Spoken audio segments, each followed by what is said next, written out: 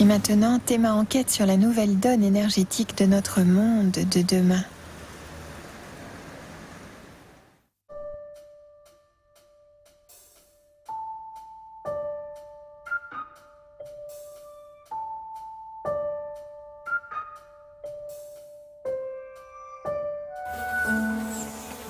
Produire et consommer local, une question que les hommes, et pour cause, ne se posaient pas jusqu'au XIXe siècle.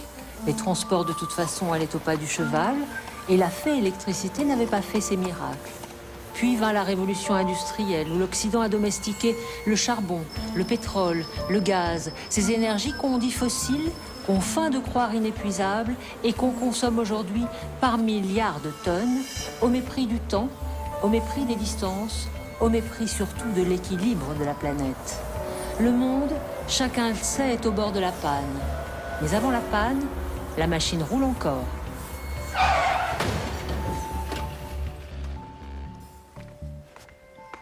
Bonsoir. La machine roule encore. Pour l'instant, c'est un fait. Mais quand on sait que dans moins de 20 ans, avec l'émergence de l'Inde et de la Chine, la demande d'énergie va doubler. Quand on sait que l'approvisionnement dépendra encore à 85% du pétrole, du charbon et du gaz. Quand on sait que ce pétrole manquera, ce qu'on sait déjà depuis bien longtemps. Mais quand on feint d'ignorer que l'électricité manquera aussi, on peut raisonnablement redouter, prévoir, disent les spécialistes, que la machine s'arrête. Des prévisions qui obligent donc chacun d'entre nous à de sérieux changements de nos modes de vie et qui obligent, ou qui devraient obliger les politiques, à l'image de ce qui commence à se faire ici en Europe, à des choix plus radicaux, ou du moins plus contraignants. Comment repenser le tissu urbain? Comment repenser les déplacements et avec quelles sources d'énergie? Quelles pistes la recherche et l'innovation ouvrent dans ces mutations en cours? Et enfin, quel rôle les citoyens que nous sommes vont jouer dans cette nouvelle donne? Une nouvelle donne, de nouvelles énergies qui pourraient à terme dessiner un nouveau modèle de société. Énergie, le futur à contre-courant, c'est le titre de la thématique que je vous propose de suivre avec nous ce soir.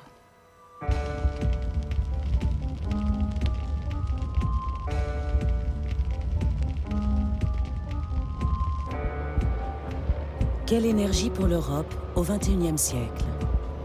Le charbon pourrait alimenter l'économie mondiale encore 130 ans. Il produit 28% de l'électricité européenne. Malheureusement, c'est l'énergie la plus polluante. Les quantités brûlées depuis le début de l'ère industrielle seraient la première cause du réchauffement climatique que subit la planète.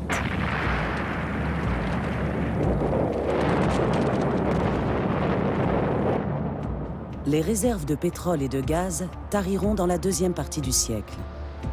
Le pétrole assure 98% des transports routiers. Le gaz, 21% de l'électricité du vieux continent. Peu à peu, les ressources se restreindront à deux régions principales. La Russie, avec les anciennes républiques soviétiques, et le Moyen-Orient. L'Europe est très dépendante au plan de l'énergie. Nous dépendons aujourd'hui à 50% des importations d'énergie. Et d'après les estimations, en 2030, nous devrions être proches de 70%. Mais on voit bien que le monde, le 21e siècle, il va y avoir des crises assez violentes pour l'accès et l'appropriation des ressources qui deviennent rares malgré tout.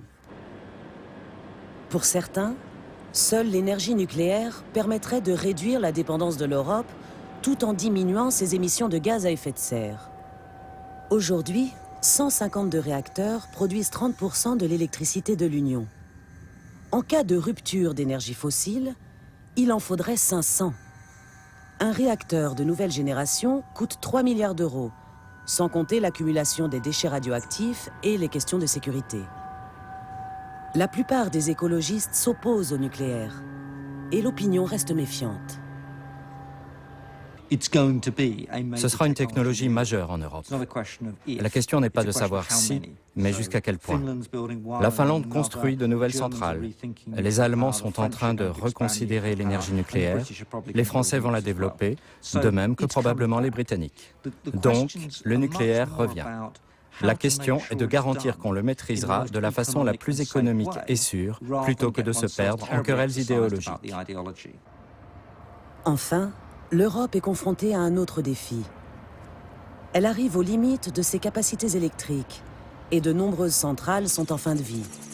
D'ici 2030, il faudra construire l'équivalent de tout le parc électrique actuel, sous peine de blackout. Un investissement de 1000 milliards d'euros qui engagera l'avenir jusqu'en 2080. En Allemagne, premier producteur d'électricité de l'Union européenne, l'Agence de l'énergie annonce un déficit de 12 000 mégawatts dès 2012, soit 10% de la puissance actuelle.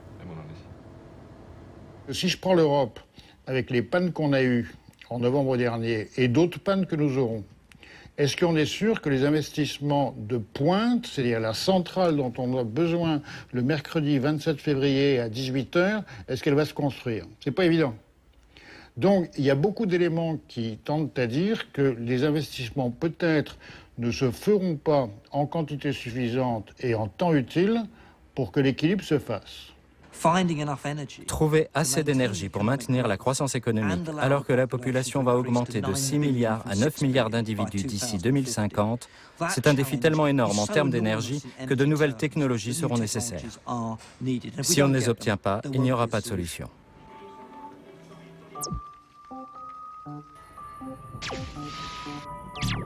Le samedi 4 novembre 2006, vers 22h, 10 millions d'Européens étaient plongés dans le noir.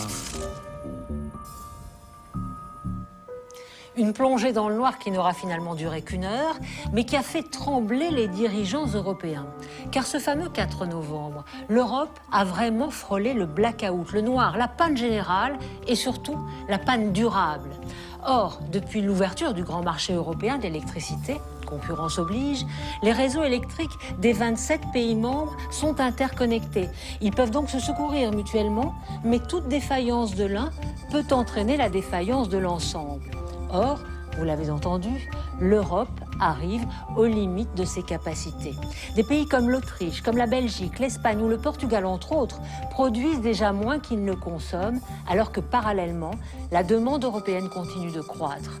Voilà pourquoi, dans la foulée de cette fameuse panne, les gouvernements européens ont accepté un plan de mesures très contraignant proposé par Bruxelles, connu sous le nom des 3-20. 20% de réduction d'émissions de gaz à effet de serre, 20% de réduction de notre consommation, 20% de production d'énergie renouvelable et locale, le tout à l'horizon 2020. Des mesures qui concernent avant tout les villes. Mais déjà dans les années 90, afin de prendre la main sur leur avenir et donc sur leur futur énergétique, le réseau Énergicité a vu le jour. Il rassemble aujourd'hui 500 collectivités dans 24 pays d'Europe. On consomme dans les villes européennes environ 81% d'énergie. Donc c'est beaucoup là que ça se passe. Ville et puis immédiatement son entourage. Donc c'est énorme. Si on ne fait rien là, comment on peut penser qu'on va atteindre de quelconques objectifs? Énergicité organise des échanges de ville à ville. La formation des élus commence souvent en Allemagne, avec la visite de Fribourg en Breisgau. Pour cette délégation française venue de Metz, débarquer à Fribourg équivaut à tomber d'une autre planète. Pourtant, les Français n'ont parcouru que 300 km dans leur bus diesel climatisé. Ironie de l'histoire, la visite commence par le quartier Vauban, ancienne caserne française rachetée par la municipalité en 1993. Le site couvre 41 hectares au sud de la ville. Vauban compte aujourd'hui 5000 habitants.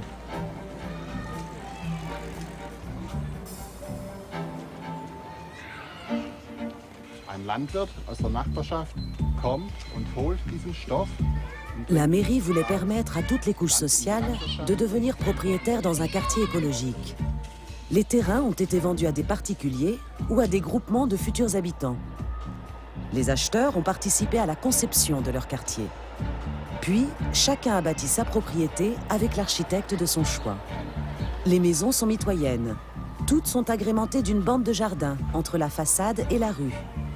Il n'y a pas de parking dans la zone d'habitation. Pourtant, loin du ghetto écolo que certains imaginaient, ce qui frappe avant tout les Français, c'est l'impression de liberté et de bien-être. On a rarement ce type d'image idyllique chez nous. On a les tuyas relativement fermés et les propriétés circonscrites. Et derrière chaque haie se passe ce que chaque famille veut qu'il se passe. Donc bon, ici on a un peu ce mode de vie qui est partagé comme ça. Les acquéreurs ont pu choisir entre des maisons à basse consommation d'énergie et des constructions dites passives, qui ne nécessitent pas de chauffage. Dans l'îlot qu'on appelle le bateau solaire, les habitants produisent plus d'énergie qu'ils n'en consomment. C'est un quartier à énergie positive.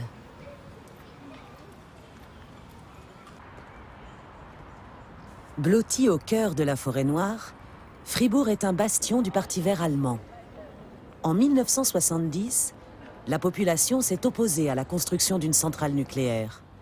Elle a fait le pari de maîtriser son énergie sans retourner à la bougie. La ville s'est spécialisée dans la recherche et le développement des technologies solaires, qui fournissent déjà plus de 700 emplois. Les centrales solaires occupent l'équivalent de 12 terrains de football. Certaines tranches ont été entièrement financées par des coopératives de citoyens.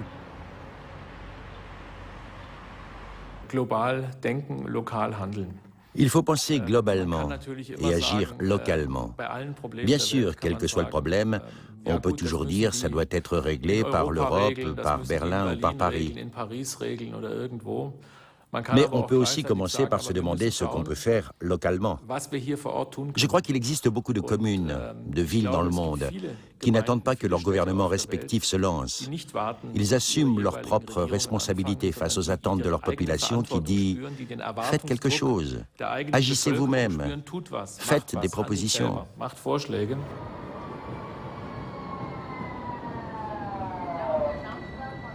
La politique de transport public a inspiré de nombreuses municipalités européennes.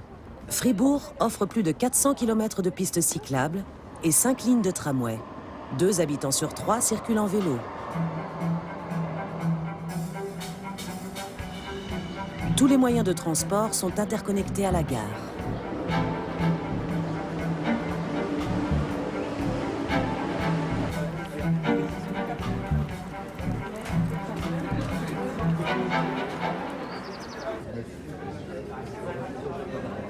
Dans les Vosges, il y a un fabricant déjà qui s'est mis sur ce marché. En haut, par exemple, vous allez voir qu'il y a certaines ailettes qui ne sont pas complètement fermées. C'est pour pouvoir profiter encore un petit peu de la lumière du jour. Au niveau des économies d'énergie et énergie renouvelable, quand on regarde ce que nous avons vu depuis hier, on s'aperçoit que Metz et la France, on va dire ça comme ça, a 20 ans de retard. Et quand on voit comment ça fonctionne et qu'on voit que ça fonctionne déjà tout simplement, c'est vrai que c'est très important. La sensibilisation, ça on y est déjà sensibilisé depuis un certain temps. Maintenant, le pas suivant, c'est de voir et puis ensuite, c'est de le faire. L'idée de base, c'est qu'il existe au niveau local, d'une part, un savoir-faire, des expériences, des initiatives et une volonté d'agir. Et le rôle d'un réseau, c'est fluidifier l'information entre ce que font les uns, ce que font les autres, chacun à apporter, chacun à recevoir. Cité historique et universitaire, Fribourg compte aujourd'hui 250 000 habitants. Ceux-ci vivent pour la plupart dans des quartiers anciens, mal isolés. Malgré la gestion exemplaire de la ville, les énergies renouvelables ne produisent encore que 6% de sa consommation. En partenariat avec un industriel local, une centrale au gaz apporte l'essentiel de l'électricité tout en produisant de la chaleur. C'est le principe de la cogénération. Quand on se promène au travers du territoire français, à quoi reconnaît-on une centrale électrique, en dehors d'une centrale hydraulique, qu'elle soit nucléaire ou pas d'ailleurs? Et qu'est-ce qu'on voit surtout? On voit surtout une grande tour d'où sort de la vapeur d'eau. Et ça, c'est quoi? C'est de la chaleur qu'on n'a pas utilisée et qu'on cherche à dissiper. Ça représente globalement les 2/3 de la production d'énergie qu'on a fait.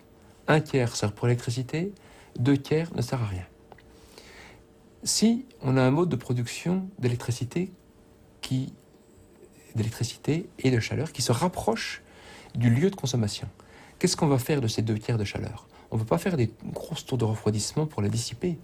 Non, on va l'utiliser pour les besoins de chauffage. Et donc, plutôt que de passer d'un rendement de 35%, plutôt que de se contenter d'un rendement de 35% pour la seule électricité qu'on va utiliser, et qu'on va transporter, et peut-être après se chauffer avec du chauffage électrique, eh bien, on va avoir un rendement qui va approcher 100% parce qu'on va utiliser cette chaleur. En moyenne, les bâtiments européens représentent 40% de l'énergie dite finale, celle qui nous est facturée en fioul, gaz ou électricité. Le chauffage arrive largement en tête de la consommation. En France, des élus ont fait survoler leur ville avec une caméra thermographique. Les zones rouges sur l'image révèlent la chaleur qui s'échappe des toits. Grâce à ces vidéos, les citoyens ont découvert que leurs euros servent surtout à chauffer le ciel. Un physicien allemand a décidé de remédier à ce problème. Depuis les années 80, le Dr Feist et ses collaborateurs ont expérimenté leurs recherches dans leur propre résidence. Für die Physiker ist es ja so, dass ein System, wie wir sagen, ein Körper, ein Haus. En termes de physique, un système, un corps, une maison garde la température qu'il possède, sauf s'il y a une déperdition de chaleur. Or, il est normal dans nos contrées qu'une maison perde sa chaleur, parce que normalement, il fait plus froid à l'extérieur. Donc, la chaleur s'en va. Le principe de base est donc très simple. Il faut faire en sorte que la perte de chaleur soit réduite au minimum. C'est le même principe qu'on applique depuis des millénaires lorsqu'on met un bonnet ou un manteau chaud, ou lorsqu'on se blottit au fond du lit. Nous faisons en sorte que la chaleur reste à l'intérieur. Donc nous n'avons pas froid. On peut faire la même chose avec une maison. Cela veut dire qu'il faut doter son enveloppe d'une isolation thermique appropriée, qu'il faut améliorer la qualité des fenêtres et récupérer la chaleur de l'air usé.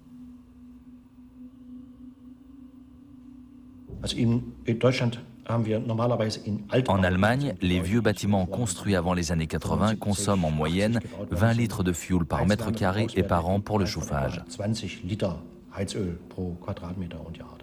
Les bâtiments neufs qu'on construit aujourd'hui consomment moins de la moitié. Donc il y a déjà eu un progrès notable dans la construction traditionnelle. Pour un immeuble récent, on est autour de 9 à 10 litres par mètre carré. Avec la maison passive, la consommation se réduit à une valeur de 1,5 litre.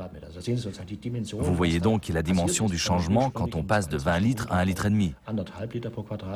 On peut ainsi considérer que dans la maison passive, l'énergie nécessaire au chauffage est quantité négligeable. Validé sur plus de 200 bâtiments avec le soutien de la Commission européenne, le label Passive House devient la référence de la construction neuve dans un nombre croissant de pays.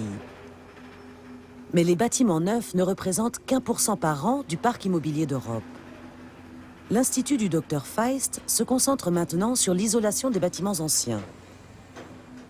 Très efficace, l'isolation par l'extérieur n'est pas toujours possible. Pour améliorer les revêtements intérieurs, certains industriels utilisent de la cire, une matière qui stocke naturellement la chaleur en passant de l'état solide à l'état liquide.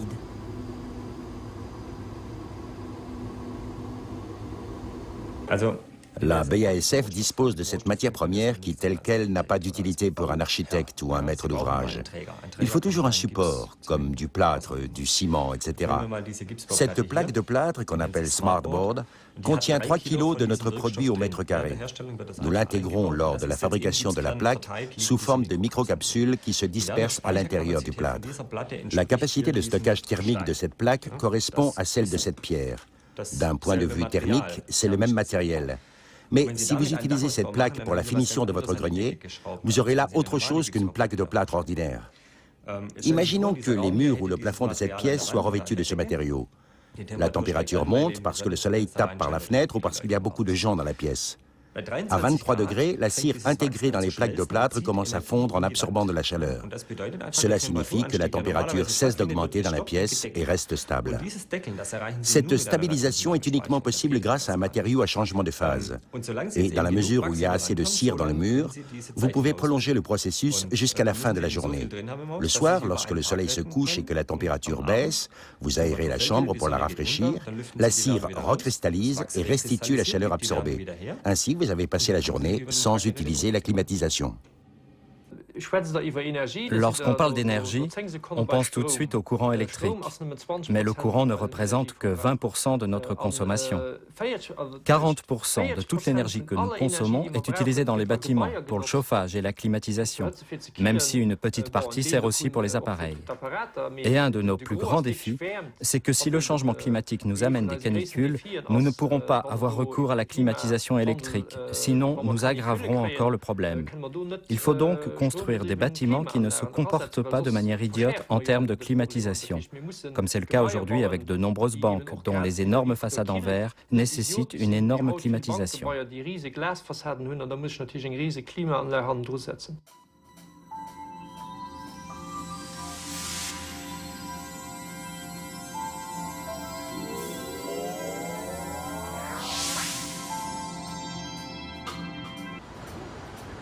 Les quartiers d'affaires des grandes métropoles consomment à eux seuls plus que tout le secteur résidentiel.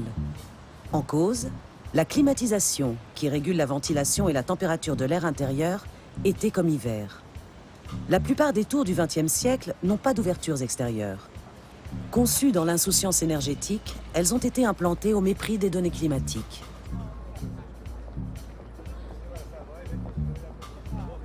Aujourd'hui, les grands cabinets d'architecture repensent ces bâtiments.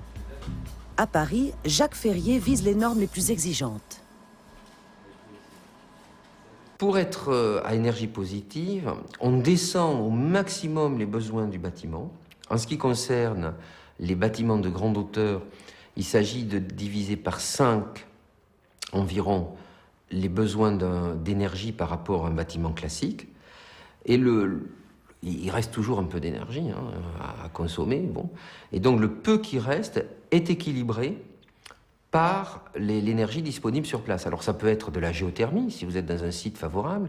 Ça peut être, on peut imaginer aussi, vous montez en hauteur, vous avez un parc autour, vous mettez des éoliennes, ça peut être de l'énergie éolienne. Si vous êtes au bord de la côte, au bord de la mer, avec un endroit très, très venté, ou ça peut être évidemment les panneaux photovoltaïques, qui sont aujourd'hui en train de devenir des choses de plus en plus courantes. L'équipe de Jacques Ferrier a élaboré la tour concept Hypergreen, qui combine des logements, des bureaux, des commerces et des espaces communs. Hypergreen s'inscrit comme un village vertical dans son écosystème. Les éléments préfabriqués sont modulables en fonction du site, de l'exposition et des ressources de l'environnement. Comment, par exemple, peut-on faire une structure qui consomme moins de matière? Et l'ingénieur structure me dit, en fait, pour que la structure consomme le moins de matière, il faut qu'elle soit le plus à l'extérieur possible. C'est là qu'elle résiste le mieux au renversement. Donc on se dit, si elle est à l'extérieur, il faut déjà qu'elle soit belle, puisqu'on va la voir. Et puis on pourrait imaginer qu'elle serve à autre chose qu'à la structure et qu'elle m'aide à résoudre la question que me pose mon ingénieur je dirais thermique, qui me dit mais il faut essayer que le sud soit protégé du soleil alors que le nord, la façade nord peut largement s'ouvrir à la lumière. Et donc on a eu l'idée de cette structure en résille qui est plus dense côté sud. Elle fait ce qu'en architecture on appelle le brise-soleil et qui a des mailles par contre très ajourées et très grandes côté nord, parce qu'au nord on peut être très transparent, on n'a pas de problème. L'idée de la structure extérieure dans Hypergreen va de pair avec l'idée que cette structure extérieure est détachée de la façade. Donc on peut venir fixer des panneaux photovoltaïques qui sont très beaux, qui sont ces grands panneaux vitrés bleutés, qui sont un peu comme un vitrail contemporain, mais qui en plus produisent de l'électricité. Donc ces panneaux photovoltaïques sont fixés là où il faut pour ne pas gêner la vue, pour être correctement orientés. Et donc on peut très facilement accéder et sur la façade et sur la résine. Pourquoi aujourd'hui continuer à construire un toit ou une façade pour ensuite ajouter une installation solaire? À l'avenir, il faudra intégrer dans les toits et façades de nos maisons des installations solaires qui peuvent produire de l'eau chaude, mais aussi servir à climatiser un bâtiment. C'est tout à fait possible. Et finalement, produire du courant électrique.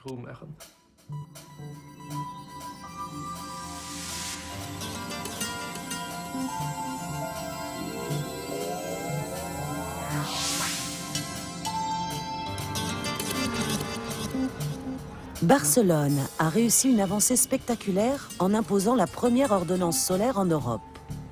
Cette loi oblige toute nouvelle construction à intégrer des capteurs solaires pour la production d'eau chaude. Berlin avait lancé l'idée en 1996, mais le secteur immobilier avait mis son veto.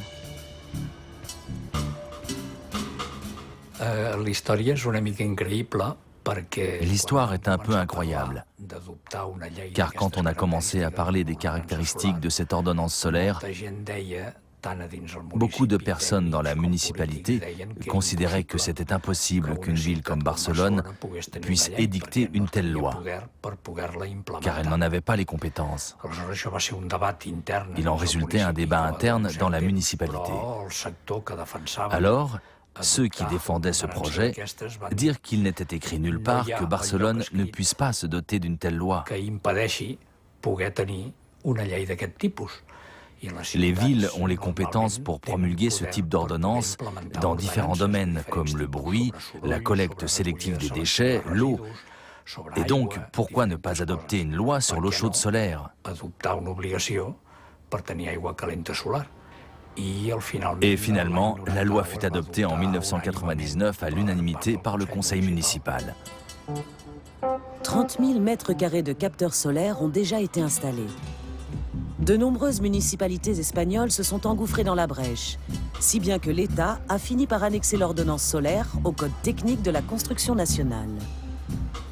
Mais avec la flambée immobilière, l'économie réalisée à Barcelone a été vite comblée. En 10 ans, la consommation d'électricité a doublé.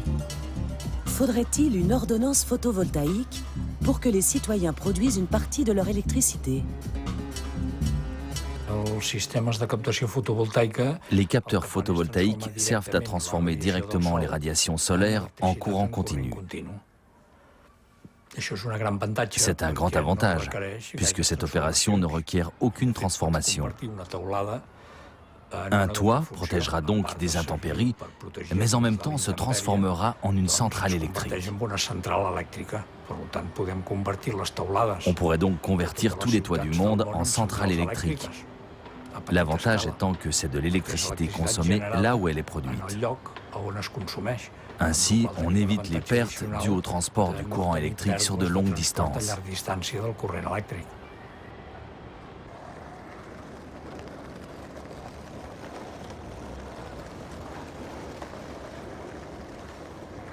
Així com a nivell solar tèrmic portem més anys amb aquesta ordenança solar, a nivell fotovoltaic hem de fer un salt qualitatiu i també s'està estudiant... Grâce à l'ordonnance, nous avons une bonne pratique du solaire thermique.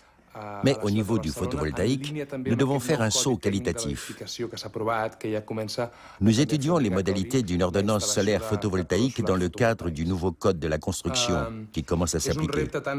C'est un défi autant pour le secteur public que privé, parce que ce n'est pas avec les quelques installations photovoltaïques actuelles que nous allons pouvoir répondre à la demande croissante d'électricité. La ville a déjà équipé une trentaine de bâtiments pilotes et le public commence à participer. Ici, un groupement de citoyens a installé sa propre centrale solaire sur le toit du marché couvert. L'initiative revient à la fondation Terra. À Barcelone, ils ont été les premiers à construire une installation connectée au réseau quand il était très difficile de le faire, car les compagnies électriques étaient très réticentes à ce type d'installation. Ici, en Espagne, on a adopté la même législation que celle qui existe en Allemagne depuis longtemps, à savoir que n'importe quel producteur d'électricité photovoltaïque a le droit de la réinjecter dans le réseau. Il faut donc qu'il ait accès au réseau dans des conditions équitables et que le kilowatt soit rémunéré correctement.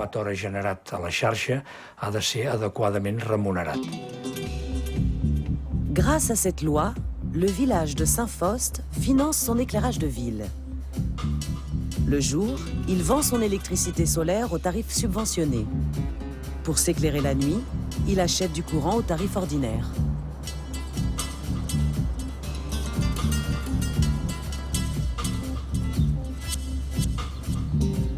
Dans tous les pays européens, par exemple, le développement de l'éolien ou du solaire est lié à des subventions qui sont accordées par les pouvoirs publics. En France, ça fait même partie du service public de l'électricité, où on dégage des sommes sur nos factures d'électricité pour subventionner l'éolien ou le solaire.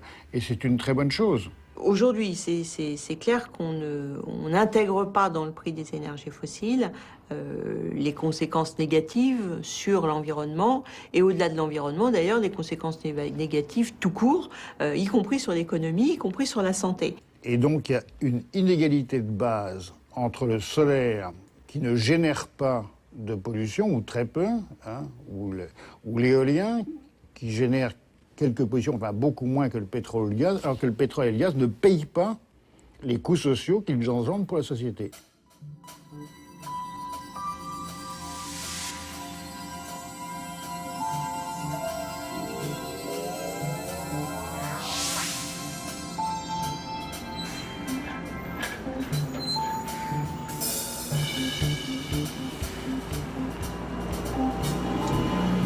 Depuis septembre 2007, les bus de l'agglomération lilloise roulent au biogaz. Le carburant est produit par la municipalité avec la participation des habitants. En France, cette pratique est illégale, mais l'expérience se déroule dans le cadre du réseau européen Biofuel Cities. Rome, Stockholm et Göteborg y participent avec le soutien de leur gouvernement. La France a trouvé un arrangement.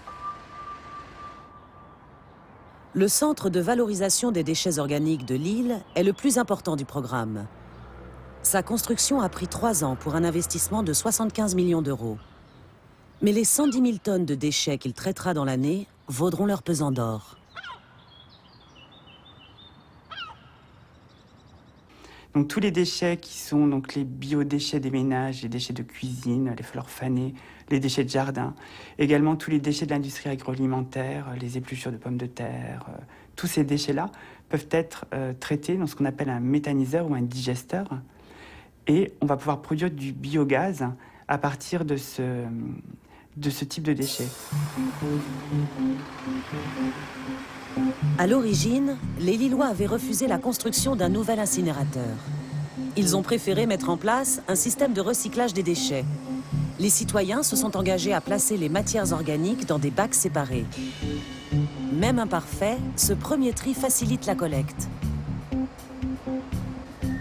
Dans la nature, les matières organiques se décomposent en dégageant de la chaleur et du gaz, le méthane.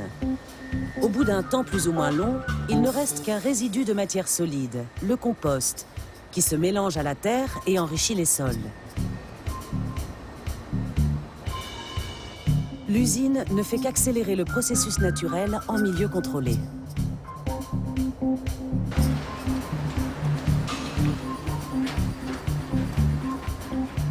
Une série d'opérations mécaniques affine le tri. Puis, les matériaux sont acheminés vers le digesteur, où ils vont séjourner 3 semaines. Pendant ce temps, le processus de méthanisation sépare le gaz des résidus solides.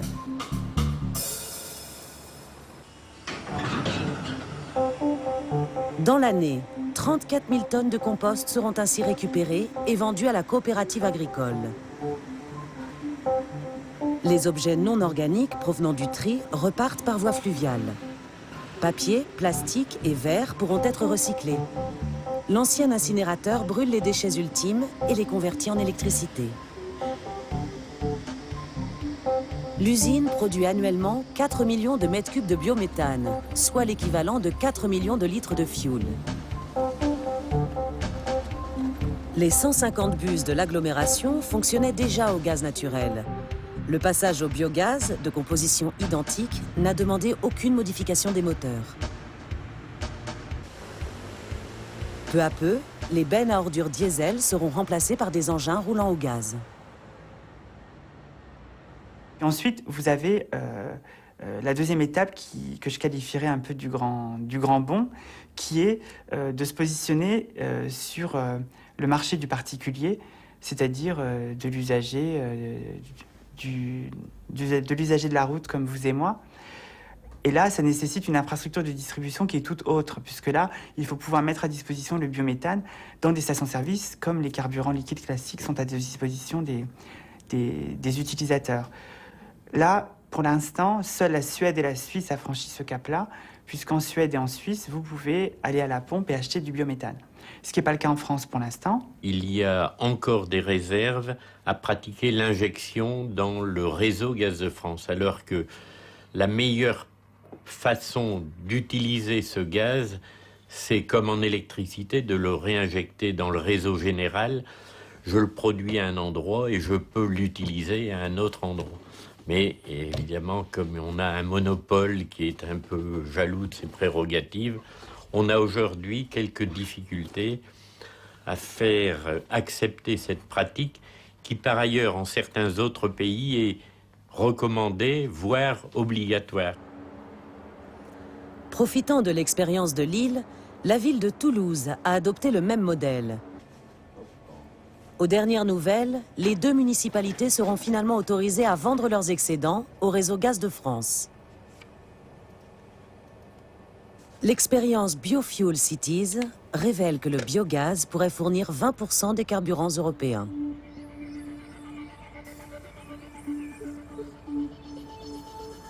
L'urgence, la nécessité de réduire sa consommation et sa dépendance énergétique, chacun de nous les perçoit sans toujours savoir ni comment ni quoi faire. Pourtant, le petit tour d'Europe que nous venons de faire prouve que les initiatives locales sont réellement les leviers du changement. L'expérience a montré qu'on pouvait dispenser l'Europe des factures de chauffage, que l'ordonnance de Barcelone s'est étendue à toute l'Espagne, en dépit des lobbies, que d'autres pays européens s'en aspirent. On a vu aussi que les Lillois ont conquis le droit de transformer leurs déchets en ressources et qu'ils ont ainsi ouvert la voie à toutes les villes françaises. Je vous propose maintenant de partir faire un tour en Haute-Mayenne, c'est dans l'ouest de la France. Dans ce département, essentiellement composé de communes rurales, les habitants se sont regroupés pour inventer ensemble leurs solutions énergétiques.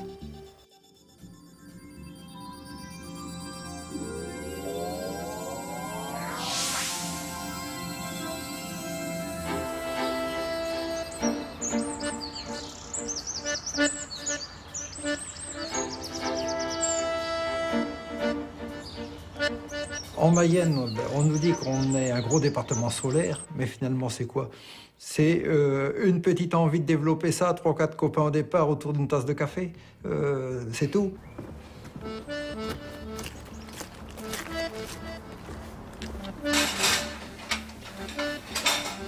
L'idée de faire une association, finalement, elle est venue après avoir fait le voyage à Fribourg. On a remarqué qu'il y avait des installations solaires sur tous les bâtiments, que les élus, finalement, à chaque fois qu'ils avaient un bâtiment en vue, se posaient la question où est-ce qu'on pourrait en mettre. C'est une préoccupation des gens, de la population. Alors on s'est dit, en revenant de ce voyage-là, qu'est-ce qu'on peut faire ? C'est là qu'est venue l'idée de faire une porte ouverte, rapidement. Et à la première porte ouverte qui a été organisée d'une manière simple et rapide, on a eu entre 400 et 500 personnes à venir. Alors là, on a été un petit peu étonnés quand même. On s'est dit, les énergies renouvelables intéressent les Allemands, mais finalement, ils intéressent les gens en France aussi. Sauf qu'ils ne savent pas ce que c'est. Donc il y avait eu cette réunion de lancement du groupement d'achat au mois de décembre. On avait un petit peu exposé comment ça allait se dérouler. On avait rappelé des données générales sur le photovoltaïque, donc des éléments techniques, juridiques. Pour faciliter le décollage des énergies solaires, Jean-Luc a monté un groupement d'achat. À 40, on peut négocier les prix, accélérer les démarches administratives et surtout obtenir le raccordement au réseau. Décidément, les grands opérateurs européens ne semblent pas pressés d'accueillir les petits producteurs. Comme en Espagne, la loi française oblige Électricité de France à acheter la production solaire. mais elle reste floue sur les conditions de raccordement. L'entreprise impose souvent des coûts et des délais dissuasifs. C'est dommage de mettre des barrières sur quelque chose que la majorité des Français veulent voir se développer. À ce niveau-là, il y a un petit peu une incohérence entre un discours de dire on veut développer des énergies renouvelables et puis on laisse les barrières, les freins, etc. au niveau administratif.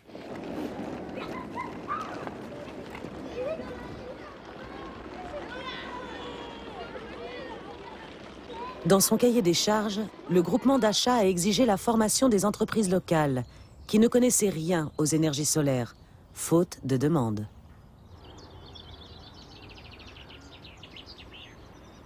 L'important, c'est que les installations soient disséminées sur l'ensemble du territoire et qu'ensuite les artisans prennent le relais. Et au lieu d'installer un ballon d'eau chaude électrique comme ils ont l'habitude de faire, eh bien qu'ils proposent finalement à leurs clients d'avoir une installation solaire, des panneaux solaires, soit pour l'eau chaude, soit pour le photovoltaïque. Voilà, allez viens. Voilà.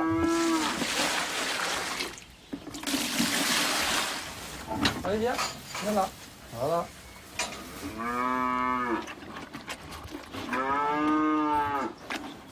Pour diminuer encore ses dépenses d'énergie, Jean-Luc a remplacé sa chaudière au fioul par une chaudière à bois.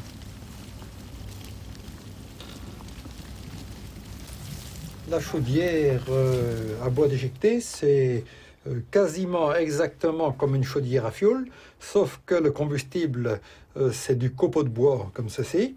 La chaudière est entièrement automatique, elle s'allume toute seule, elle s'arrête toute seule quand elle est montée en température. Elle est très très simple de fonctionnement. Ah ben, passez par là. Le bois provient de la taille du bocage qui borde ces champs. Celui-là a besoin d'être taillé. On va faire un arbre de Auger.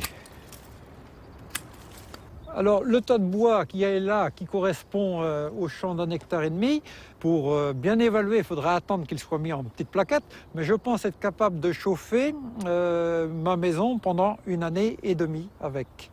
Donc, c'est important comme quantité d'énergie produite.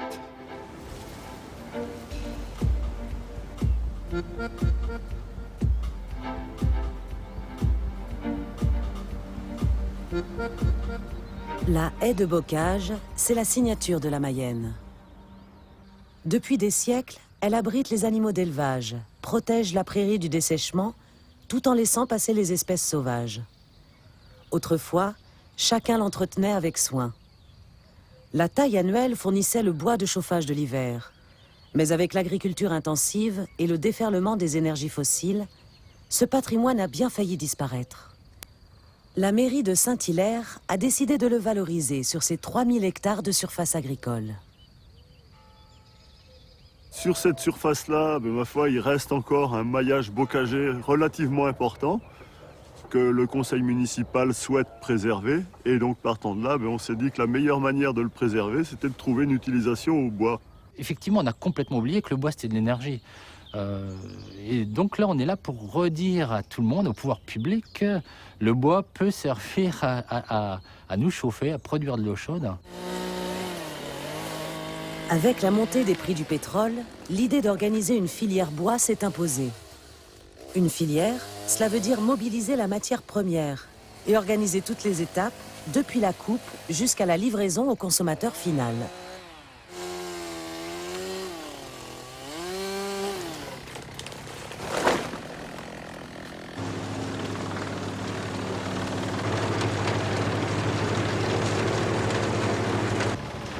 La coordination a été menée avec la structure pays, qui permet aux zones rurales d'obtenir entre autres des subventions de la Commission européenne. La filière bois est désormais gérée par une coopérative d'intérêt collectif qui associe tous les acteurs, publics, privés, associatifs, y compris les utilisateurs. Il a fallu travailler pas mal, se rapprocher les uns des autres pour finir vers cet objectif commun de fournir une énergie locale et renouvelable et aussi en même temps donc de valoriser ce bocage, quoi. Et donc on a fini d'ailleurs par se mettre d'accord en disant on aura 50% de bois bocage et 50% de bois qui viendra de l'industrie des scieries. Les scieries trouveront leur intérêt. Elles vendront leurs déchets de bois au lieu de les écouler dans l'industrie papetière, à plusieurs centaines de kilomètres. À Saint-Hilaire, un premier lotissement a été équipé d'un réseau de chaleur.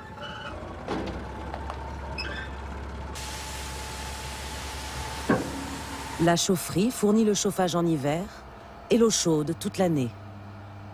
La commune se lance maintenant dans la construction passive. Le prochain programme de logements sociaux ne consommera que 15 kWh par mètre carré et par an, au lieu de 240 dans la construction standard. Notre installation est intéressante parce que c'est un exemple de ce qui peut se faire pour utiliser du bois bocagé et une énergie locale. Mais d'un autre côté, je pense que la première réflexion à se faire, c'est de se dire économisons l'énergie avant de produire de l'énergie peu coûteuse, quoi. On ne peut pas dissocier les économies d'énergie, la conception des maisons et les énergies renouvelables. C'est un tout. Ce qu'on constate aujourd'hui, c'est que les gens ont besoin d'une information extrêmement précise et très adaptée à leur situation. Une fois qu'ils ont compris qu'ils pouvaient faire quelque chose et qu'ils devaient faire quelque chose, ils ont besoin de le faire, ils ont envie de le faire. Donc ils se retournent vers nous, d'une manière ou d'une autre, et on a besoin de répondre à leurs sollicitations sur le site internet, de répondre à leurs sollicitations au téléphone, ou bien, et c'est ce que nous avons créé avec les espaces info-énergie, d'aller au plus près de chacun pour passer le message. Plus de 200 espaces info-énergie ont déjà vu le jour. Ils apportent un conseil indépendant aux collectivités, aux entreprises comme aux particuliers. Donc la première chose qu'il y a à regarder, plus particulièrement, ça va être l'orientation de la maison. Je parle beaucoup des vitrages. À Mayenne, certains se renseignent en vue de construire. D'autres veulent simplement réduire leur consommation. Avant. Mais ça, bon, ça peut être une dynamique. Le soleil, il faut qu'il vienne taper sur quelque chose. Donc là, il y a l'effet de serre. Ainsi, 30 ménages se sont portés volontaires pour un challenge énergie. Un conseiller établit avec eux un premier diagnostic en détaillant les postes qui font grimper la facture. Il propose les solutions les plus efficaces en fonction de leur budget et suit régulièrement leurs progrès à domicile. Ce qu'on appelle usage spécifique de l'électricité, 19%, c'est tout ce qui est consommation électrique hors chauffage et eau chaude. Là, vous avez remplacé votre congélateur par un appareil de classe A ou A+. A+. D'accord. Ouais. D'accord. En fait, il y a longtemps qu'on en parlait, mais là, ça nous a fait prendre conscience justement avec les différentes catégories, B, C, A et A+. Je vous ai amené un petit compteur d'énergie qui permet de relever en instantané les consommations des appareils. Parce qu'il faut savoir que quand même une veille de magnétoscope, c'est environ 15 watts en consommation instantanée. Ouais. Pour les petits appareils électroménagers comme le micro-ondes, on voit la puissance instantanée, donc en watts. On le ferme, on descend, 6, c'est ce qu'on retrouvait tout à l'heure. Tout à l'heure, oui. Ça, c'est une caméra infrarouge qui va nous permettre de déceler les pertes de chaleur sur le bâtiment. Donc là, par exemple, la perte de chaleur la plus importante, on la voit ici, là, au centre de l'écran. C'est juste dans le bas de la fenêtre, là. Donc là, on a un problème d'étanchéité au niveau de la fermeture de la fenêtre. Le pont thermique, on le retrouve entre le contact... Le conseiller info-énergie est d'autant plus écouté qu'il n'a rien à vendre. Ça suit tout le long de cette dalle. La culture énergétique aujourd'hui reste majoritairement confisquée par les acteurs des technologies de l'offre d'énergie traditionnelle et pas par les acteurs de la demande, c'est-à-dire ceux qui consomment. Or, les acteurs de la demande, ils ont intérêt à consommer le moins possible. Les acteurs de l'offre, même s'ils disent que ça change, etc., ils n'ont pas intérêt à ce que les consommateurs consomment le moins possible.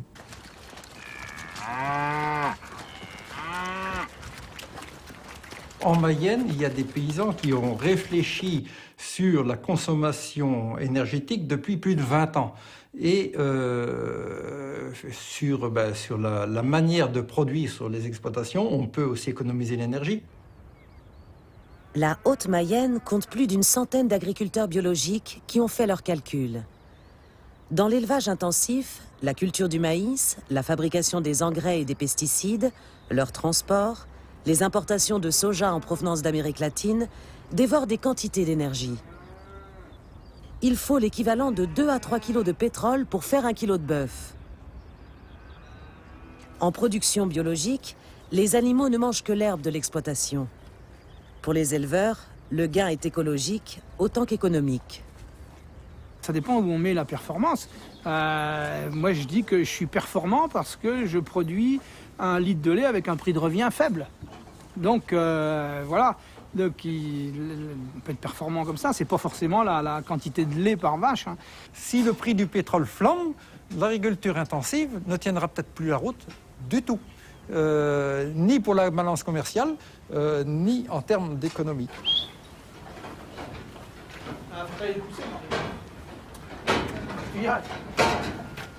Tu y portes. Allez, va, mes mères. Allez, en route. Après. Je vous disais au départ qu'on faisait du fromage aussi. Et on a aussi fait le choix de le vendre localement, ce fromage-là. C'est développer les circuits courts et ça aussi a un impact bien sûr sur la consommation d'énergie. Quand on voit les problèmes de gaz à effet de serre, les transports y contribuent pour beaucoup. Et effectivement, plus on va consommer localement ce qu'on produit, plus on va limiter ces transports et tous ces problèmes d'environnement.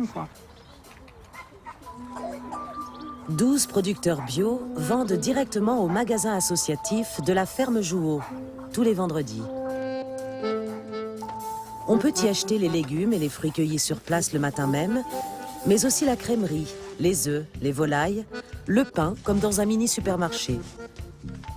Sauf qu'ici, tout a été préparé le jour même dans un rayon de 5 km. Les acheteurs sont aussi des voisins.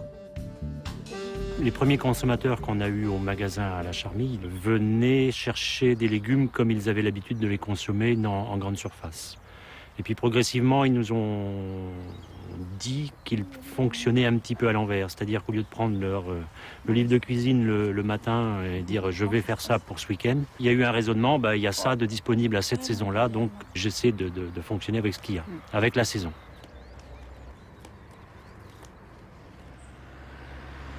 L'histoire de la Haute-Mayenne s'est largement inspirée de celle de Fribourg. Le pays lutte contre le tracé d'une ligne à très haute tension qui descendrait du futur réacteur nucléaire de Flamanville. Les habitants veulent démontrer qu'en utilisant mieux l'énergie, les ressources locales suffisent aux besoins des citoyens. C'est bien, Ciboulette. Bien. On est heureux. Hein? Toi, très vite. Les Jouot songent maintenant à récupérer les déchets agricoles pour faire des petites centrales à biogaz. La nuit, celles-ci prendraient le relais des panneaux solaires, comme ils l'ont vu en Allemagne.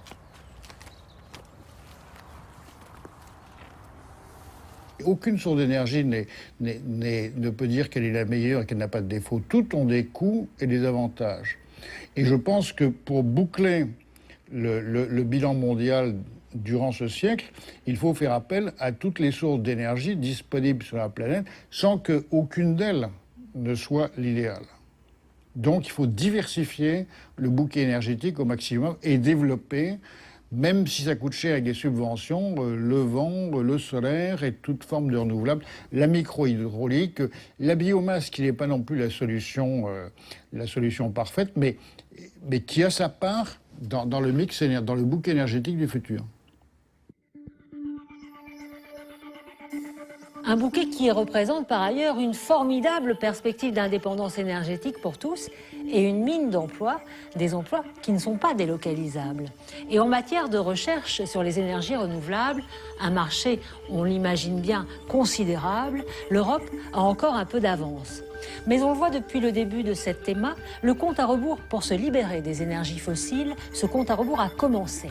Mais pour éviter le schéma du tout nucléaire, il faudrait bien plus que les 20% d'énergie renouvelable décidés au niveau européen. 3 conditions seraient pour cela nécessaires: apprendre à stocker les énergies renouvelables, apprendre à mieux exploiter les forces gigantesques que les océans et le soleil nous offrent, apprendre enfin à mettre en réseau de manière efficace l'énergie que vous et moi créerons demain. Des défis que les scientifiques se doivent dès aujourd'hui de relever. À partir du moment où vous avez un panneau solaire photovoltaïque sur votre toit, vous êtes un producteur d'électricité. Une éolienne, c'est une centrale électrique. Donc il va falloir raccorder au réseau tous ces éléments qui vont venir apporter de l'énergie, alors qu'autrefois on avait simplement un réseau qui finalement descendait de l'énergie. Ça suppose un aménagement du réseau qu'il ne faut pas sous-estimer. Donc c'est pour nous un thème de recherche tout à fait prioritaire, ce qu'on appelle le réseau intelligent, l'Internet de l'électricité, parce qu'en fait c'est ça. Les énergies renouvelables ne produisent pas toujours sur commande. Les panneaux solaires ne fonctionnent que le jour. Les éoliennes ne produisent qu'à 25% du temps, au gré du vent. Et l'électricité ne se stocke pas. Comment éviter les coupures de courant ? Les ingénieurs qui organisent aujourd'hui la distribution d'électricité ont l'habitude de couper ou d'allumer de grosses unités centrales. Les ingénieurs de demain devront pouvoir faire des prévisions plus précises sur la consommation, en tenant compte de la météo. Fera-t-il beau ou mauvais? Y aura-t-il du vent? Quel sera l'ensoleillement? Cela aura un impact sur la consommation, par exemple à travers la climatisation. D'autre part, nous pourrons alors prévoir la demande d'électricité que nous pourrons satisfaire avec les installations solaires et éoliennes.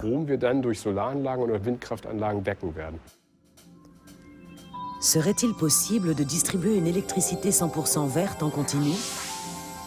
La chancelière allemande Angela Merkel a posé la question à l'université de Kassel.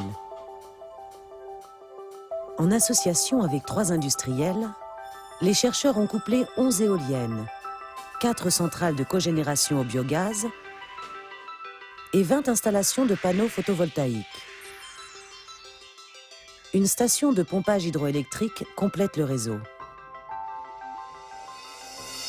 Les 36 points de production ont été disséminés à travers l'Allemagne. Ainsi, les sources alternatives se compensent l'une l'autre selon la météo locale.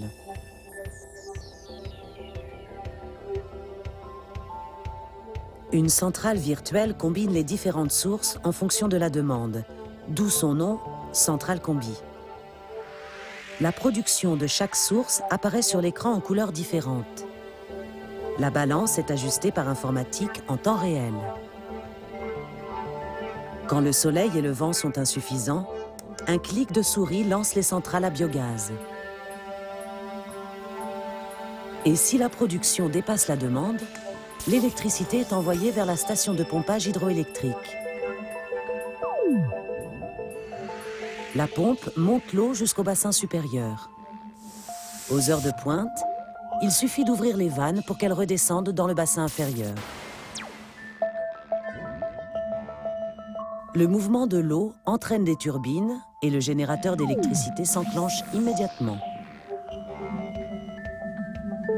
Centrale Combi peut alimenter une ville de 12 000 habitants. Les chercheurs ont démontré qu'en 2050, le pays pourrait être entièrement desservi par des énergies renouvelables. Ce qui manque aujourd'hui, ce sont les installations. Il faudrait tripler le nombre d'éoliennes, ajouter quelques millions de toits solaires et le complément en biogaz. Le choix est maintenant politique. On a fait d'énormes progrès au niveau du software. Nous pouvons aujourd'hui, ce qui n'était pas possible il y a 20 ou 25 ans, relier des centaines ou des milliers de petites installations, comme les installations solaires sur les toits, les installations de biogaz dans les villages, les installations de micro-génération qui chauffent une maison et produisent en même temps de l'électricité. Toutes ces installations peuvent être reliées grâce au software pour former une centrale électrique virtuelle. On continuera à avoir besoin d'énergie centralisée comme les éoliennes offshore, c'est-à-dire des éoliennes installées en haute mer, qui par leur taille sont encore plus centralisées qu'une centrale au charbon. Ces installations centralisées resteront nécessaires à long terme parce qu'on ne peut pas faire marcher une usine chimique ou sidérurgique avec des panneaux photovoltaïques. Là, vous avez besoin de grandes structures de production d'électricité.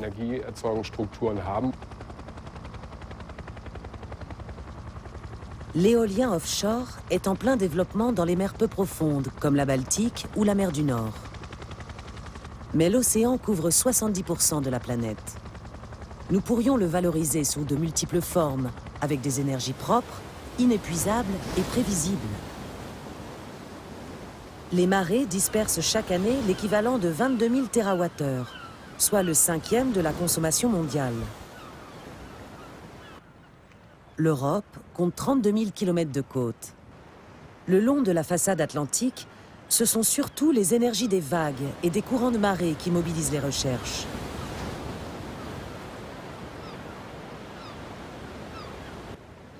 Le Pays de Galles, l'Irlande et l'Écosse offrent les meilleurs sites. La France vient en second, suivie du Portugal.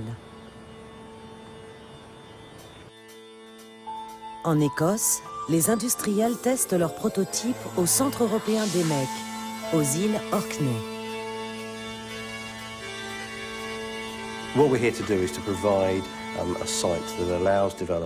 Notre rôle est d'offrir un site où les développeurs peuvent apporter leurs engins. Ils peuvent les brancher ici, produire de l'électricité et l'injecter dans le réseau national grâce aux câbles que nous mettons à leur disposition.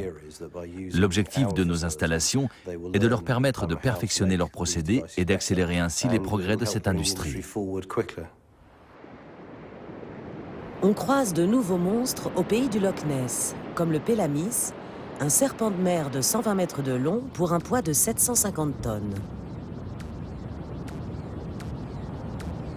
Ondulant en surface, ces 4 cylindres articulés convertissent le mouvement des vagues en courant électrique.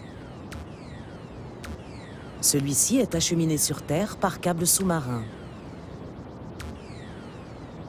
Une première ferme est en cours d'installation au nord du Portugal. À terme, 15 000 foyers pourront s'y raccorder. Les courants de marée attirent de nombreux constructeurs. Le centre EMEC dénombre une vingtaine de prototypes. L'Open Center Turbine, une hydrolienne, ici sortie de l'eau pour des travaux de maintenance, sera prochainement commercialisée.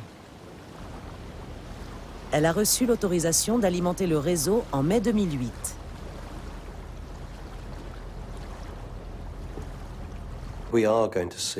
On va voir apparaître des groupements d'appareils. Pour le moment, nous testons des pièces uniques. Mais une fois que nous serons sûrs de leur fonctionnement, les gens voudront les implanter en série par 2, par 5, par 10 ou par 50. 15 à 20% de notre électricité pourrait provenir des énergies marines. C'est la moitié de ce que nous produisons actuellement à partir de gaz naturel et l'équivalent de ce qui est généré par le nucléaire. Nous parlons donc d'une industrie significative. Et nous savons que la mer regorge d'énergie. Il suffit de sortir par jour de grands vents ou de grandes marées pour s'en rendre compte. La filière commence à se structurer. L'Association européenne pour l'énergie des océans a vu le jour en 2007.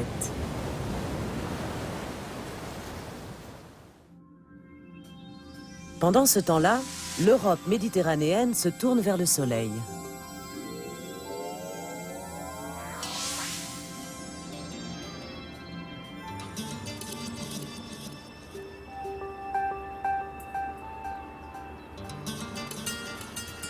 Contrairement à la légende, le temple du soleil se trouve à Odeillo, dans les Pyrénées-Orientales françaises. Ce four solaire, le plus puissant au monde, est entré en service en 1972.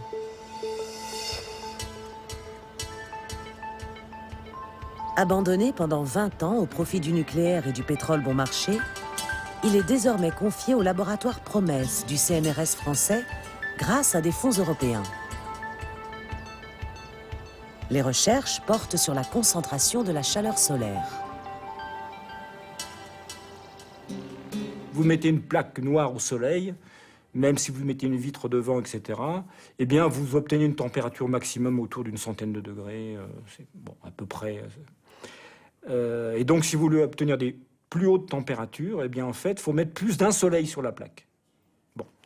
Alors, comment on fait pour mettre plus d'un soleil sur la plaque? Eh bien, en fait, on multiplie les soleils. C'est ce que l'on fait avec des héliostats. 63 miroirs articulés qui suivent le soleil dans sa course, du lever au coucher, comme des tournesols. Les reflets sont concentrés sur une immense parabole qui les renvoie sur le foyer.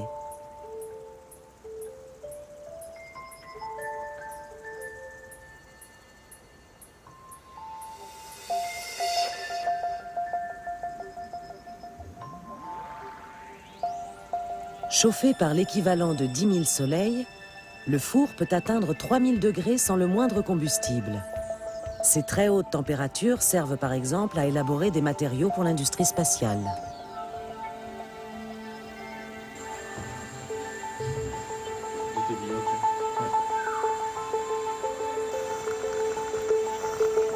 Elles permettent aussi de produire de l'hydrogène sans dégagement de gaz à effet de serre. L'hydrogène est un vecteur idéal pour stocker et transporter l'énergie. Ce gaz peut être directement utilisé comme combustible ou reconverti en électricité. Il pourrait remplacer les énergies fossiles avec l'avantage qu'il ne dégage que de l'eau. Promesse est leader du programme européen Solicarb, un procédé qui décompose le méthane en hydrogène d'une part et en carbone solide d'autre part. Le carbone solide intéresse différentes industries, des composants électroniques aux fabricants de pneus. Solicarb agrège 10 partenaires dans 7 pays européens. On peut aussi convertir la chaleur solaire en électricité.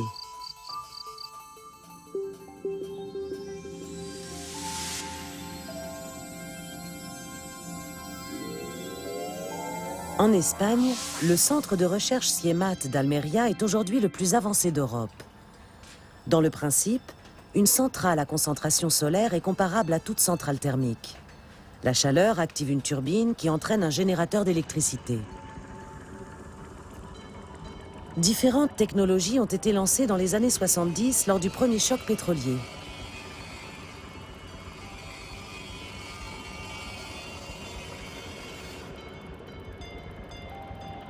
Le procédé le plus efficace reste la centrale à tour, où l'on peut concentrer des centaines, voire des milliers d'héliostats de 10 mètres carrés chacun sur un seul récepteur placé en haut de la tour.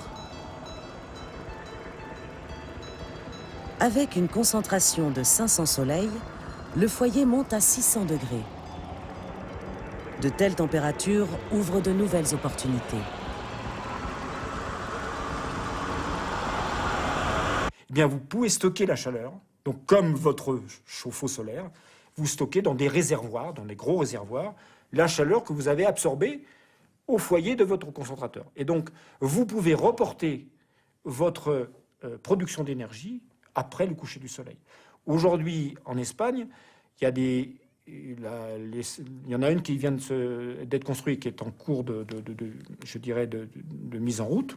Là, le stockage est très court, d'une demi-heure, mais ils sont en train de faire une autre centrale pas très loin, à côté de Grenade, où il y aura 7h30 de stockage. Donc en fait, l'été, ils vont travailler 24 heures sur 24.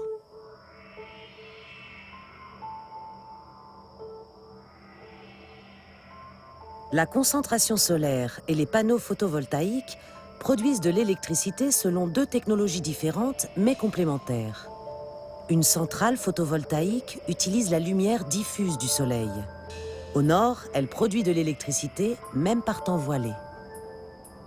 Au contraire, les centrales à concentration solaire n'utilisent que la chaleur par rayonnement direct, dans un ciel limpide.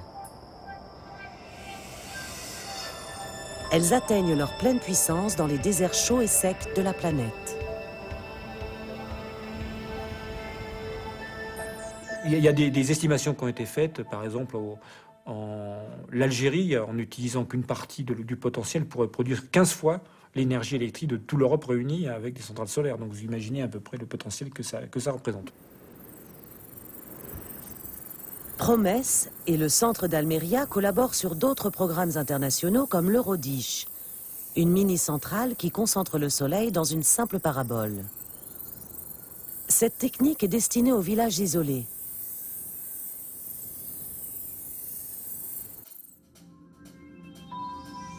Financé par le gouvernement fédéral, le programme est piloté depuis l'Allemagne.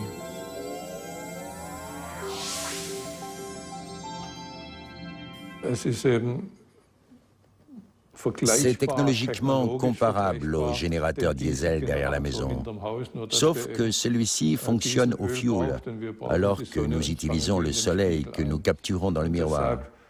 Le système comprend bien un minimum de technologie, mais un fermier du tiers-monde qui possède suffisamment de connaissances techniques pour faire marcher un générateur diesel pourra aussi assurer la maintenance d'un système dit Stirling. Mais l'entreprise Schleichberger-Mann a conçu un projet beaucoup plus ambitieux, la centrale à cheminée solaire. La cheminée est placée au centre d'une immense plaque de verre où l'air chauffe comme dans une serre. L'air chaud s'engouffre dans la cheminée où elle active des turbines raccordées au générateur électrique. La plaque de verre mesure jusqu'à 7 km de rayon pour une cheminée d'1 km de haut. Mais la technologie est simple, rien que du verre et du ciment. On peut réaliser la centrale sur place avec le sable du désert. 3 projets sont à l'étude. L'un de 40 MW en Espagne, avec une cheminée de 200 mètres. L'autre de 200 MW en Australie, avec une cheminée de 1 km. Le troisième se prépare en Namibie, au sud de l'Afrique. Il sera encore plus puissant. Et le clou, c'est que même la nuit, quand il n'y a pas de soleil, nous n'avons pas de problème. En dessous de la plaque de verre, nous mettons des tuyaux que nous remplissons d'eau une fois pour toutes. L'eau chauffe pendant la journée et restitue cette chaleur la nuit, ce qui fait que le dispositif peut fonctionner 24 heures sur 24. Quand le pétrole et le gaz viendront à manquer, la concentration solaire pourrait couvrir tous les besoins de la planète, avec une énergie sans déchets, gratuite et inépuisable.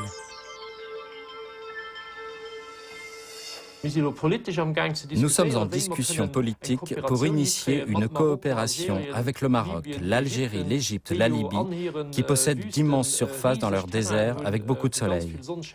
Et en même temps, ce serait une contribution économique positive et pour ainsi dire en faveur de la paix, dans des pays où il y a beaucoup de jeunes sans travail. Nous pourrions déclencher un véritable boom économique en y construisant ce genre d'installation. Le rêve à long terme serait que ces pays du tiers-monde subviennent eux-mêmes à leurs besoins en courant électrique et qu'ensuite ils exportent leurs excédents chez nous, soit sous forme de courant pour l'industrie et le bâtiment, soit sous forme d'hydrogène pour les voitures et les avions. Et à la question, est-ce que cela a un sens? La réponse est oui, absolument. Car sur les 3500 km qui séparent le sud du Sahara de l'Allemagne ou de la France, la perte due au transport se situe autour des 11%. 11% de perte, alors que l'ensoleillement dans ces régions est 3 fois plus élevé. Il est donc beaucoup plus sensé de construire les centrales là-bas et de transporter ensuite le courant jusqu'ici.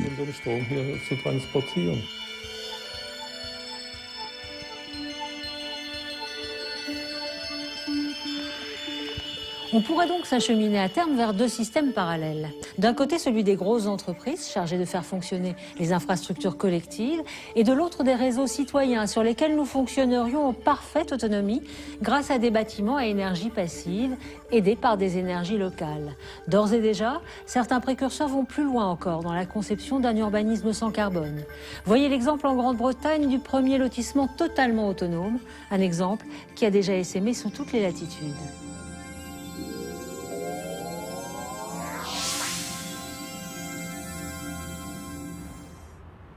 C'est sur une ancienne friche industrielle de la banlieue de Londres qu'est né le micromodèle de la ville du futur.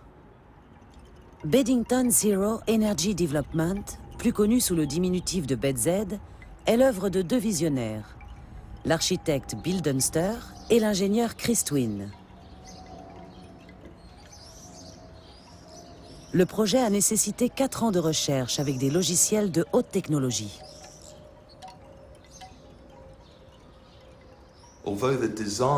Mais alors que le design a l'air futuriste, la façon dont ça a été réalisé est complètement traditionnelle. Il n'y a rien de sorcier à tout cela et on pourrait le réaliser n'importe où. On a démontré que ça n'avait rien d'un exploit. Une fois que les politiciens savent ce qu'ils peuvent commander, ils n'ont plus qu'à décider. Ils peuvent se fixer des objectifs à long terme. Le gouvernement vient de passer une loi qui prévoit qu'à l'horizon de 2016, toutes les nouvelles constructions au Royaume-Uni seront conformes aux standards de BZ, y compris l'utilisation des énergies renouvelables. Le hameau comprend 82 logements, 3000 m² de bureaux, de commerces et d'espaces verts répartis sur 3 rues parallèles.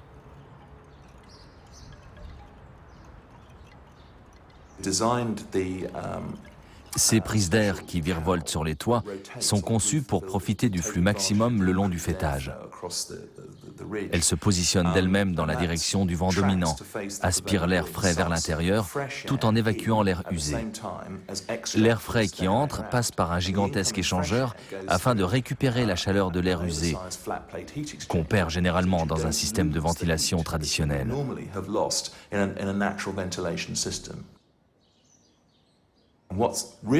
L'important, c'est que ce système de ventilation fonctionne sans électricité, ce qui représente une économie de 500 kWh par an.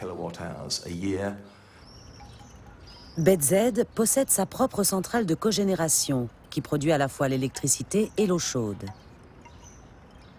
Des panneaux photovoltaïques alimentent une petite flotte de véhicules électriques que les résidents se partagent. Les toitures, en partie végétalisées, facilitent la récupération des eaux de pluie. Pour ce qui est de l'eau, la pluie tombe sur le site, nous la collectons, nous la réutilisons, puis nous la renvoyons dans le système d'épuration et nous l'utilisons à nouveau. L'important, c'est de mettre en place ce genre de cycle. Enfin, les résidents disposent d'une surface de terrain suffisante pour produire leur alimentation. En moyenne, un repas britannique parcourt plus de 3000 km depuis la ferme jusqu'à l'assiette. Or, les kilomètres alimentaires sont incompatibles avec une réduction sérieuse des émissions de carbone. Et puis, il y a le pic pétrolier, car les ressources de combustibles fossiles s'épuisent vite.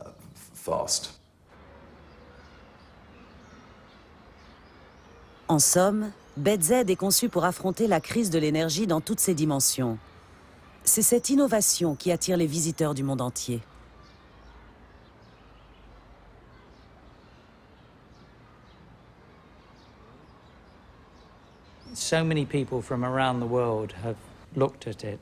Après la visite, tant de personnes venues du bout du monde ont déclaré « Waouh, on devrait tous faire ça ». En tant qu'ingénieur dans un bureau d'études international, je travaille un peu partout sur la planète. Et partout, les gens ont entendu parler de BZ.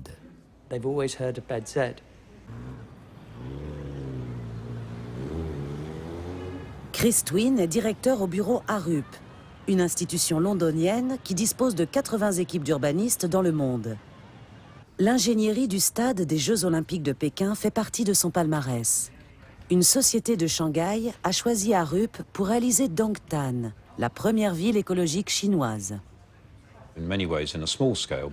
Sur bien des plans, à petite échelle, BZ a été le démonstrateur qui a donné confiance à Arup pour se lancer dans une application à l'échelle d'une ville. De nombreux principes de BZ seront appliqués à Dongtan, mais il y en aura de plus ambitieux encore dans les systèmes de transport, entre autres. Bien sûr, une ville qui fonctionne aux énergies renouvelables avec des panneaux photovoltaïques, des éoliennes et des centrales de cogénération qui utilisent la biomasse comme carburant, tout cela fait partie de nos réflexions pour Dongtan. En ce sens, BZ a été une étape importante sur la voie de Dongtan.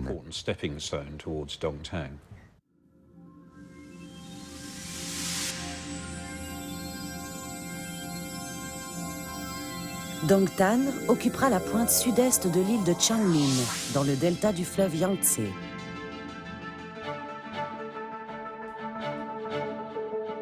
100% autonome au plan de l'énergie, des transports et de l'eau, elle produira son alimentation biologique dans des conditions inédites. Dangtan accueillera 5000 habitants dès 2010 et jusqu'à 500 000 d'ici 2050. L'une des choses que nous avons apprises de notre collaboration avec la Chine, c'est que les Chinois saisissent très clairement l'importance de maintenir les terres de production alimentaire aussi près que possible des centres de population. Nous avons un plan de recherche pour intégrer la production alimentaire dans la ville. Celle-ci produirait autant d'aliments que les actuelles terres agricoles sur lesquelles elle sera construite. Ainsi, la construction de la ville n'entamerait pas la productivité des terres. Pour ce faire, nous espérons pouvoir réinjecter les minéraux issus des déchets de la ville dans la chaîne alimentaire. La technologie existe.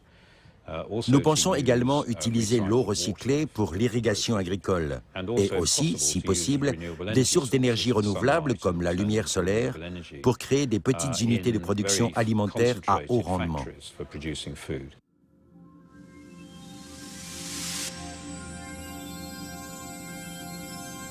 Le concept BEDZ trouve des déclinaisons dans les milieux les plus extrêmes, comme ici, dans le désert d'Abu Dhabi.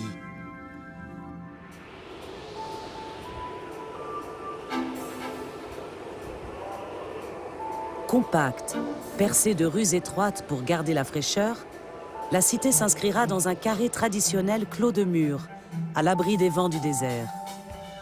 Masdar, la source en français, sera zéro carbone, zéro déchet.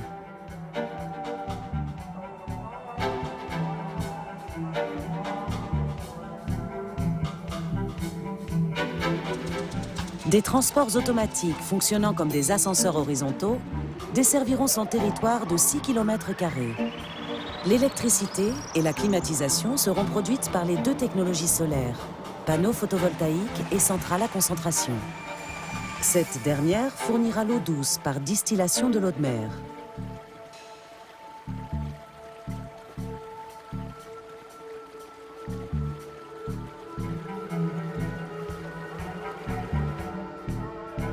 Là aussi, la nourriture des résidents sera cultivée sur place. Les fermes surgiront du désert grâce au recyclage des eaux usées. Masdar est conçu pour 50 000 habitants.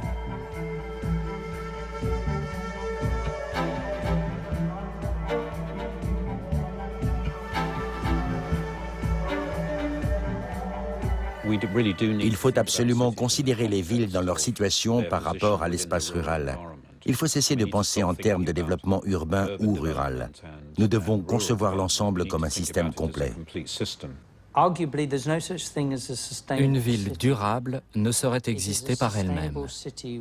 Une ville n'est durable qu'avec son environnement, dans un contexte. Il faut faire en sorte que les terres environnantes tirent leur prospérité de la ville à laquelle elles fournissent des biens et des services. Ainsi, vous créez une dynamique locale. Quand on trace une ligne autour d'une ville en la réduisant à ses immeubles, vous savez, ça ne marche pas. Une ville est comparable à un organisme. Elle doit se nourrir de quelque chose. Ensuite, c'est comme dans la nature, elle donne autant qu'elle prend. I think the megacities agenda is over. Je crois que le temps des mégapoles est révolu. Concentrer les gens en un seul endroit revient à concentrer la pollution, les besoins énergétiques, la culture. Il y a des avantages et des inconvénients, mais je pense que nous allons vers un futur qui sera beaucoup plus décentralisé.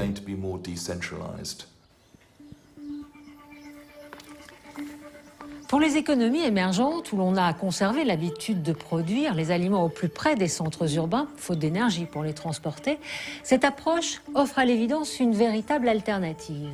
Mais ailleurs, et plus particulièrement ici en Europe, la question se pose totalement différemment, puisque la libre concurrence a bouleversé la donne en éloignant de fait les centres de production des lieux de consommation. À titre d'exemple, l'Île-de-France, qui avait toujours pourvu à l'alimentation de la capitale, ne produit plus aujourd'hui qu'1% des besoins de sa population. En somme, ruraux et urbains sont de la même manière soumis aux puissantes filières de l'agroalimentaire, de la grande distribution et des transports routiers. Une situation qui, sous la pression des événements, catastrophes climatiques, pénurie de pétrole, etc., pourrait changer de manière plus brutale qu'il n'y paraît.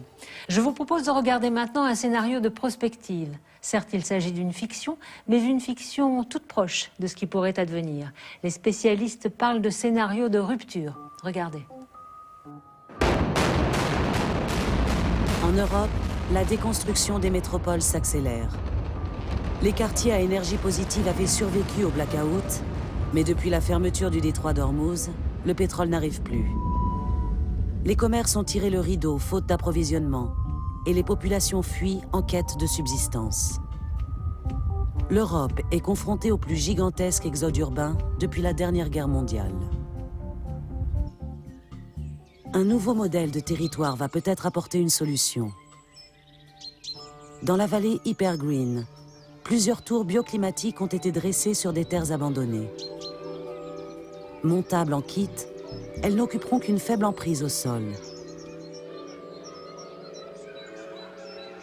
Les friches agricoles sont en cours de réhabilitation, avec des techniques biologiques de pointe. Elles alimenteront la vallée. En retour, les agriculteurs et leurs familles bénéficieront des services collectifs des tours. Écoles, centres médicaux, banques, restaurants, salles de spectacle occuperont les premiers étages. Les habitations et les bureaux se répartiront plus haut. L'Internet à très haut débit permettra le travail à distance. Pour les échanges locaux, une flotte d'éco-véhicules sera partagée entre les habitants. Les transports de personnes et de marchandises s'effectueront en ballons dirigeables. Silencieuse depuis un siècle, la vallée s'animera de 50 000 personnes dans quelques mois.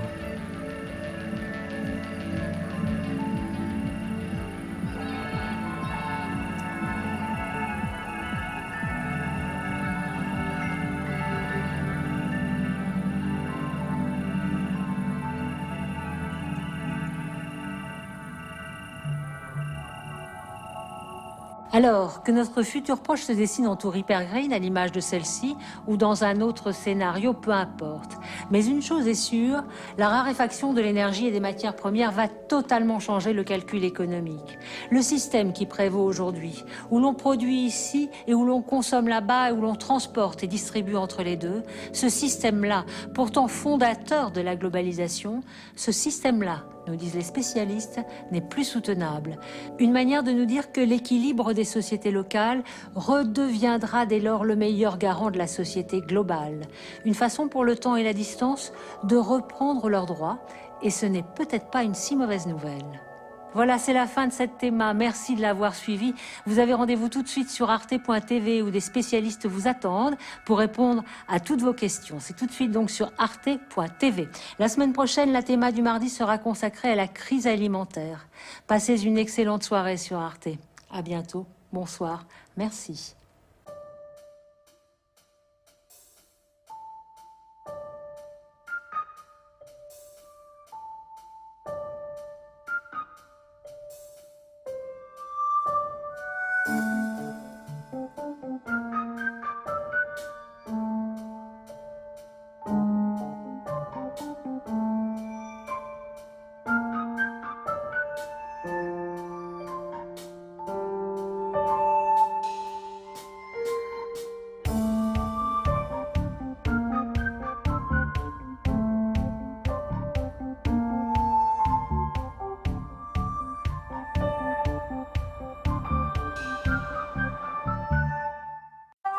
Dans un instant.